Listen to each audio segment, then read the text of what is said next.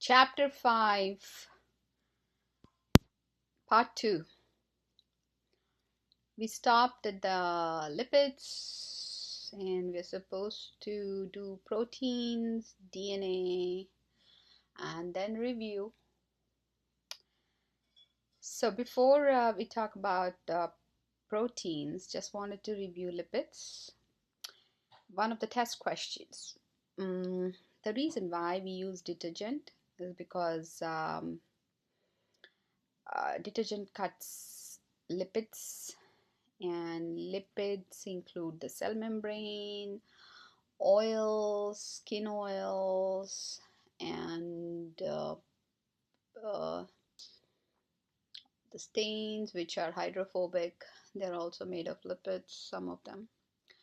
So that's the reason we use dishwashing detergent to cut the grease, and detergent such as Tide on your clothes, and soap on your skin to take off those oils and the dead layers of skin cells. Just remember this fact. And cholesterol is required as a starting ingredient to make hormones such as estrogen and testosterone, which are made by your reproductive organs. Both males and females make both the hormones. Yes, females also make testosterone, but less than males. Males also make estrogen, but less than females. That is the difference. So, this we already covered. Coming to proteins. What are proteins? Proteins are those polymers which are made of amino acids, and they perform functions such as biochemical reactions because they make enzymes, and they fight diseases because they make antibodies, for cell-to-cell communication, transport, and we store them as well a little bit, and they mainly help in structure. Collagen that we talk about, that is nothing but protein, pure protein. Okay, so let's see other categories. I want you to pause and read all these slides and get me at least 14 names of proteins. When you read these two slides, you'll get at least 14 words for proteins. Okay, protein. See, embryo is not protein, guys. Storage protein is not a protein. Casein is a protein. Ovalbumin is a protein. Like that, extract the names of proteins from these two slides and show me in your notes, which I will check in the class in a couple of weeks. So as you can see, enzymes which carry out chemical reactions, keratin, hemoglobin, antibodies, actin, myosin, which are the muscle proteins. These are all proteins. Proteins are definitely polymers. Proteins, monomer is amino acids. There are 20 types. And amino acids, the reason why they are called amino acids is because each amino acid, which is a molecule made of many atoms, it has little groups called amino and carboxyl, which are attached to alpha carbon. This alpha carbon is attached to H, which is hydrogen atom, and side chain or R group. This is the structure of a typical nucleotide. Structural formula, I'm sorry.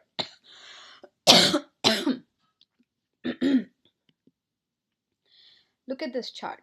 All the purple highlighted parts are same in all 20 amino acids. Glycine, alanine, all these are 20 amino acids. There are 20 of them. They all have alpha carbon, hydrogen, amino functional group, carboxyl functional group, but they differ in side chain or R group.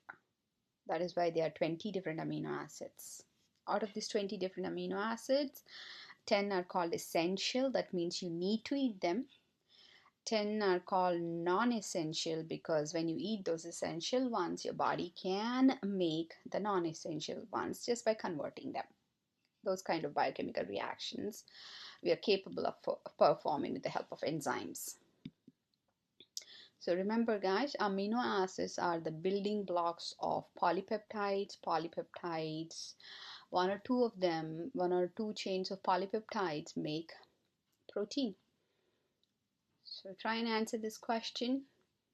I've seen this question several times in many tests. Very important.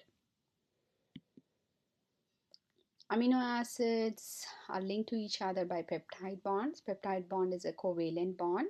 This bond is formed between the carboxyl group of one amino acid and amino group of another amino acid, and they together lose one water molecule, making a bond between carbon and hydrogen.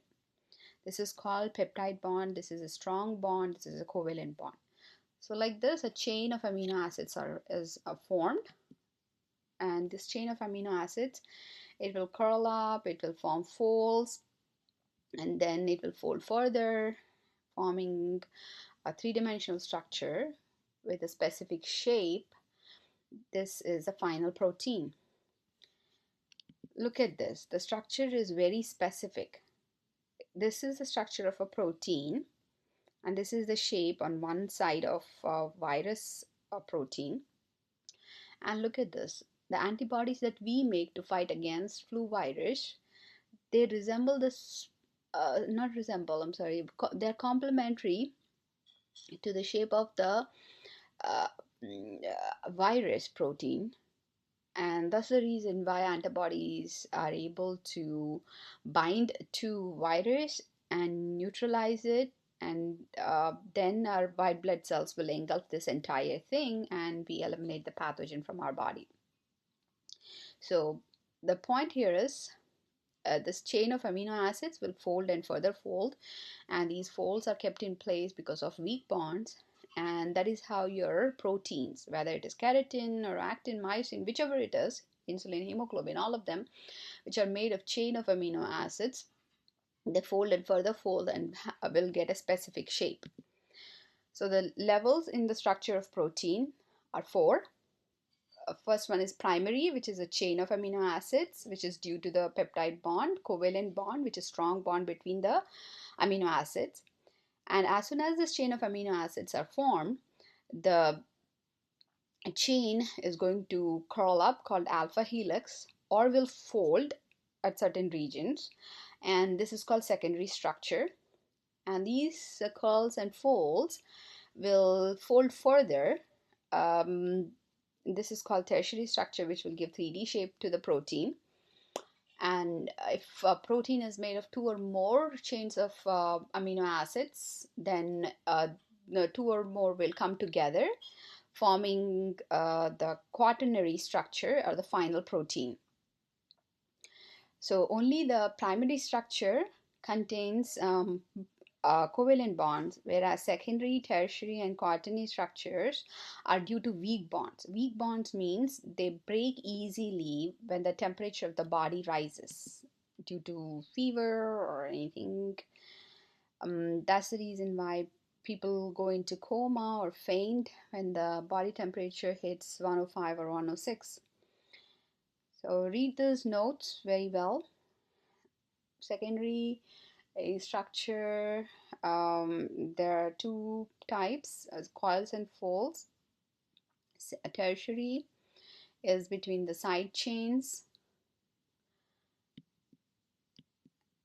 So, and another point, the coils and folds in secondary structure are due to hydrogen bonds um, between the amino acids, whereas the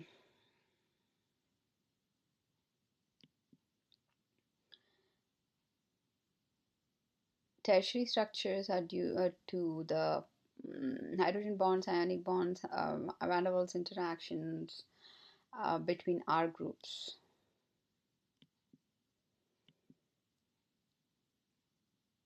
Example for quaternary structure is collagen and hemoglobin.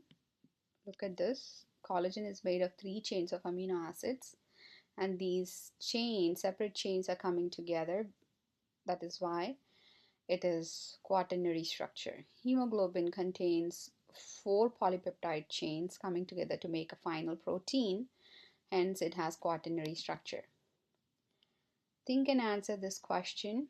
A protein is made of only one polypeptide. It has what structures? If you're thinking A is the correct answer, then it is not true, because as soon as the primary is formed, secondary, tertiary are unavoidable. This amino acids are chemically attracted to each other, so they will curl up and form folds, and they further fold. So secondary and tertiary, they come in package. It's not D because uh, there is only one. Answer for this next question should be not A, not B, not C. It has 2, so each one should have primary, secondary, tertiary, and when both come together, it should have quaternary. So think about the correct answer. The structure of protein is very, very important for our function. If the structure of the protein is not right, then it will lead to disease. Example, sickle cell disease. The reason why we have sickle cell disease is because the genes which tell the cells to make a polypeptide with a specific chain of amino acids, if they have mutation, then we might place a different amino acid or many different amino acids, or it could be any kind of mistake. Look at this. This is good hemoglobin, alpha chain, beta chain, and in this beta chain, this glutamic acid is replaced by valine, and because of that, instead of beta subunit having the shape like this, it will get a little dip here. So this final hemoglobin looks like this and versus this. Good hemoglobins, they never form a chain. They never tangle with each other. Whereas the defective hemoglobin, which is made by people with sickle cell mutation, it will crystallize when the oxygen is less in their body, and because of that it will crystallize, and because of these crystal formation in their red blood cells, the red blood cells are going to become sickle. Again guys, remember, this is a molecule. Hemoglobin is a molecule. Many of them form crystals and they form rods inside the red blood cell, so it will lose the double concave shape or donut shape and will become sickle. And because of this, it is not able to roll through the blood vessels, which are tubes, and it will clog up the arteries. And because our arteries, which are tubes, are clogged because the red blood cells have lost their shape, it will result in all those symptoms, such as anemia, and lack of nutrition will result in pain, damage to organs, and if it is not reverted or not taken control of, or not cured immediately, not treated immediately, then it will result in paralysis, kidney failure, and things like that. Very important question on the test. What affects protein structure? Remember, secondary, tertiary, quaternary structures are due to weak bonds. Weak bonds are susceptible to alteration in pH, temperature, salt concentration, and things like that. So this protein should be folded like this. Whereas if the temperature is high or the conditions are not good, then the protein is going to lose its secondary, tertiary, and quaternary structures. Because of that, it will lose its shape. When the protein loses its shape, it is not able to perform the functions. So if your hemoglobin, keratin, collagen, insulin, antibodies, they're not able to perform function, then naturally we are collapsing. That's the reason why when a person has high fever, such as 105 degrees Fahrenheit or 106 degrees Fahrenheit, we start to lose consciousness because our proteins are not working very well, and it even costs life. We can lose life. The solution is very simple. Need not wait for the emergency crew to come and save our life. All we have to do is, if you or anybody at at home, anybody that you know is suffering from high fever, you see that the thermometer is reading 104, immediately take off layers. If it is a kid or baby, then dip the baby in water bath and get rid of the heat, so the proteins can renature. So remember, this chain of amino acids are bonded by a peptide bond, and this peptide bond is a strong bond. It will not break because of 106 degrees Fahrenheit. When the temperature of the body is back to normal, 98.6 degrees Fahrenheit, then the chain of amino acids know how to fold back and get its shape back. So we will recover quite soon. In a couple of hours, we will be quite normal. But then taking control of the situation quickly is very important. So this is one of the questions on the test. Pause and write down the question and the answer. I'll see this in your notes. Coming to the fourth category of organic molecules, nucleic acids. They are of two types: DNA, RNA. Learn what they stand for. What do nucleic acids do for us? They store genetic information, and they are transmitted from one generation to another.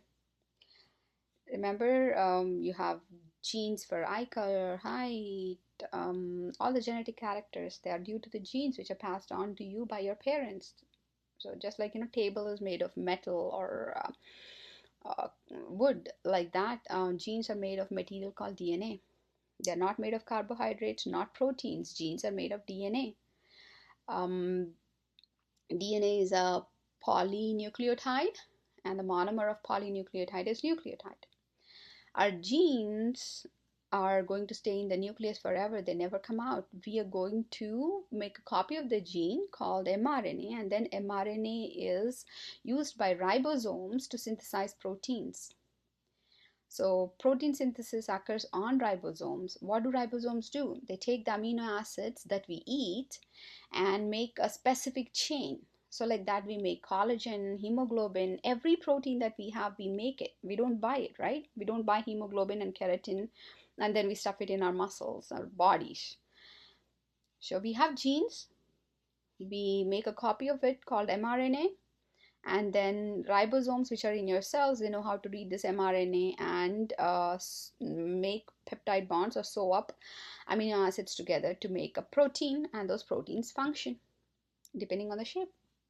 So this is called gene expression. Let's say this is collagen gene inside your skin cell. Collagen gene is copied, called mRNA. This mRNA will snake out through the nuclear pores, and a ribosome, which is in your cytoplasm of your skin cell, is going to bind to the mRNA and will read 3 nucleotides at a time, and it will place the specific amino acids and will make collagen protein, which is a collagen polypeptide. 3 of them are made and 3 of them come together, and there you go, final product is made. So gene for collagen never comes out. We know how to decode the information and make that protein in our cells. Our cells have the machinery. This is a gene expression process. We are going to learn about this in chapter 17 towards the end of the semester. That's the last chapter. Fourth category, nucleic acids. They are polymers.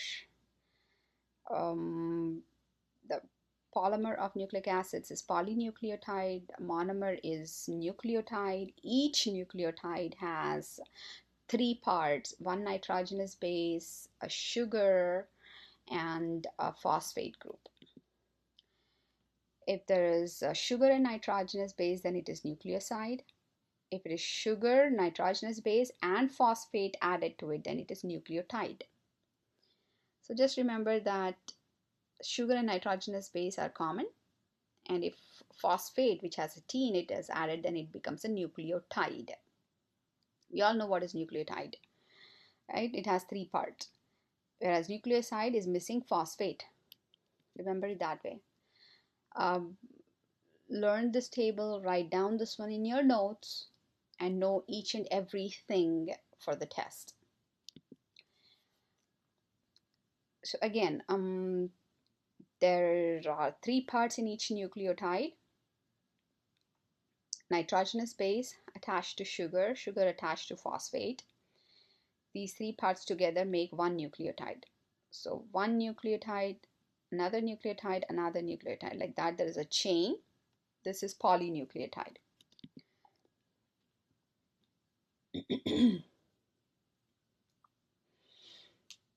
The sugars in DNA are deoxyribose. Sugars in RNA nucleotides are ribose.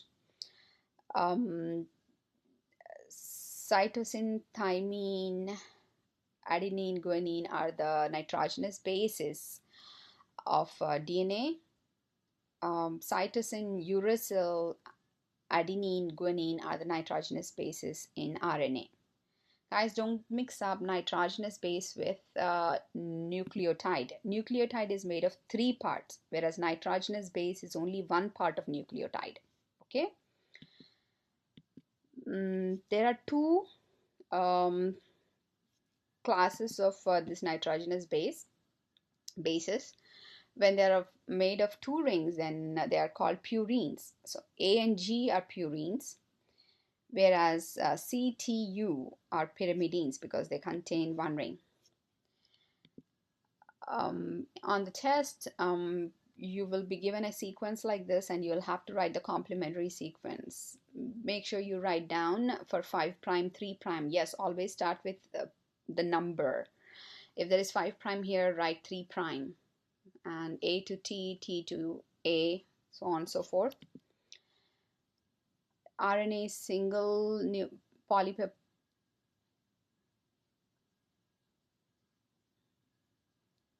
It's not a polypeptide. RNA is a single polynucleotide chain. I want you to write this down in your notes. RNA is not a polypeptide. RNA is a single polynucleotide chain. DNA has two polynucleotide chains. It's a double helix. And there is direction, and these two polynucleotides are opposite in direction, and the two polynucleotides are bonded to each other, or attracted to each other by hydrogen bonds. So again, if one is 5' on one end and its opposite end will be 3', whereas the other one on the same side, it will be 3', and its opposite side will be 5'.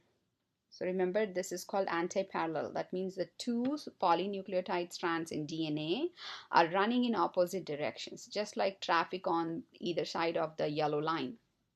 We are traveling in opposite directions. And these two polynucleotides are attracted to each other by the hydrogen bond between the nitrogenous bases. And the bond between the nucleotides of a single polynucleotide chain is covalent bond. This is covalent bond between the nucleotides. This is called sugar phosphate bond. Sugar phosphate backbone. Whereas the nitrogenous bases of the two complementary strands are attracted by hydrogen bonds. There are hydrogen bonds between the nitrogenous bases of the RNA also. So RNAs will form structures like this. It is not a single chain by itself with two ends. It will curl up and fold, things like that. Try and answer these two questions for concept check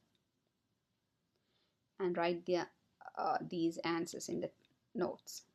This is a very good review slide. Please use these.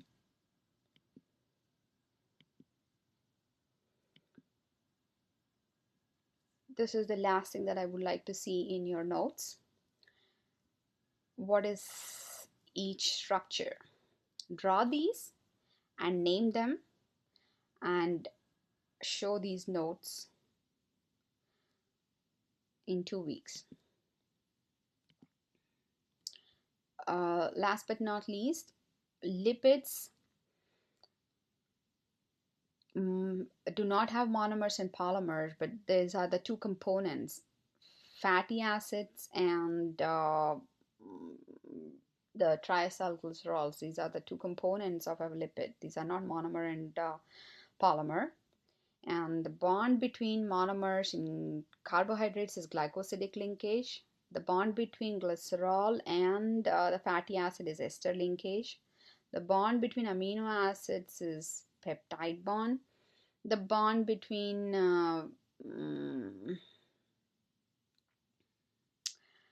sugar and phosphate of two adjacent nucleotides in a polynucleotide, in one polynucleotide strand, is phosphodiester linkage. One last thing, guys, make sure that you go to active learning tools on Blackboard and watch the videos made by students. One is for proteins and the other one is for DNA. There you will learn how you can easily remember the new structure of a typical amino acid and how the amino acids form a polypeptide chain, and parts of a nucleotide and how polynucleotides make a DNA, and what is antiparallel. This is something which you might see on the test. If there is T, there should be A. If there is C, there should be G. Complementary rule, base pairing rule.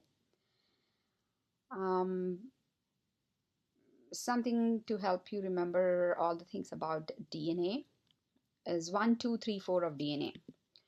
What is 1, 2, 3, 4 of DNA? Remember, one DNA molecule is made of two polynucleotide strands. Each polynucleotide strand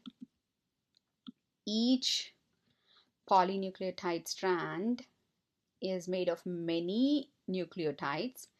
Each nucleotide is made of 3 parts, and they are phosphate, deoxyribose sugar, and nitrogenous base.